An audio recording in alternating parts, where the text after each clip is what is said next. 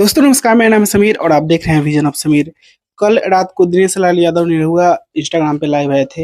एक video share किए थे जिसमें उन्होंने बताया था कि वो आ चुके हैं कोलकाता में, जहां पे आज अवार्ड शो होने वाला है नेताजी इंडोर स्टेडियम में।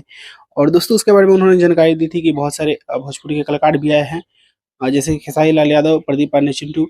और आज वो पहुंच चुके हैं और वहां से खेसारी लाल यादव के साथ कुछ तस्वीरें निकल कर आई हैं। इसे आप लोग देख सकते हैं अपने मोबाइल की स्क्रीन के ऊपर। आज अवार्ड शो है, यहाँ पे बहुत सारे कलाकार, मनोज तिवारी, रवि किशन, निरहुआ, खेसारी लाल यादव, गोविंदा जी भी आ रहे हैं।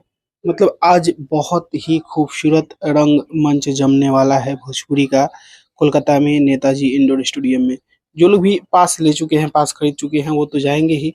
जो लोग नहीं खरीदे हैं वो ऑनलाइन के माध्यम से देख सकते हैं। जो नज़दीक से देखना चाहते हैं उन्हें तो पास खरीदना ही पड़ेगा। बाकी आज देखिए क्या क्या होता है। तो दोस्तों बस अभी के लिए इस वीडियो में इतना ही। मैं मिलूंगा आप लोगों से अगले वीडियो में, तब तक के लिए जय हिंद, वंदे मातरम।